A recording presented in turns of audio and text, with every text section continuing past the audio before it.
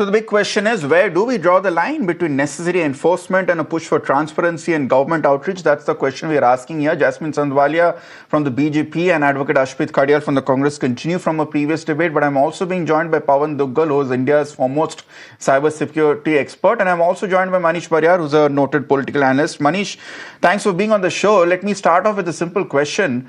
Mr. Mohandas Pai is generally one of the biggest supporters of the government and its policies. If he has come up with a very angry rant against this legislation, that means there's something fundamentally flawed, wouldn't you believe?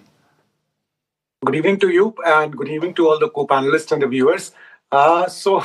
See, of late I've seen that the tone and tenor of Mr. Pai has changed and he has every right to do that. So I would not say that of late, he has been so much pro-government, but then I do not really agree with what he was saying. He was quite emotional, but you must look at from a broader perspective. So my first argument would be is that has it really happened in last 10 years? And you and all the panelists and viewers have to think that this government, has it not been very progressive on tax laws, especially personal income tax laws?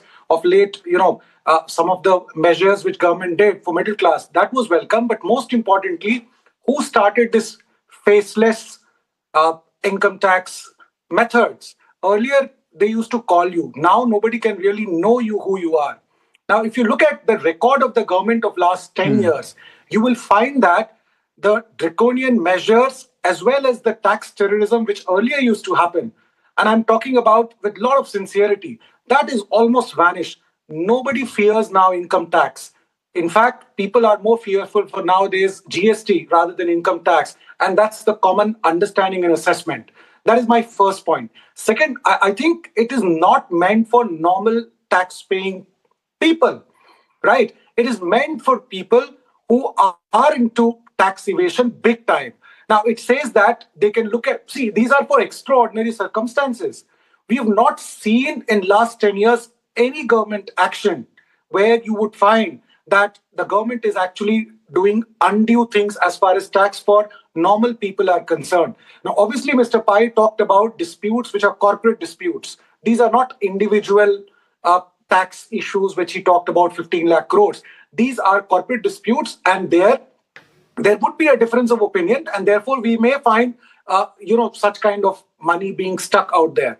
Now, there is another last point I would like to say before you can really move. My point was that people who are honest, people who are right-minded, right-thinking, salaried people, they are paying taxes. There are no problems. Now, even the businessmen, now they are under GST, and we have seen a huge jump in GST. But a lot of government, and with due respect, not all of them are corrupt, but many people within the government system, they're earning lakhs and lakhs of crores of people. They are also not in the net. You may look at it even from that side. Because, the number of taxpayers who are more than 50 lakhs is just, I was looking at that data. No, Manish, Manish, with all due respect, Manish, with all due respect, I think you've got the crux of a concern wrong. And it's not about tax terrorism, or it's not about whether how many people find it accountable, find the system to be transferable, open, or not. Fair enough. The government probably has made progress on that. The question is about snooping into data privacy. It's not about tax compliance. It's about data privacy. And that is where the track record of the government in coming up with questionable provisions is a bit complicated, Manish.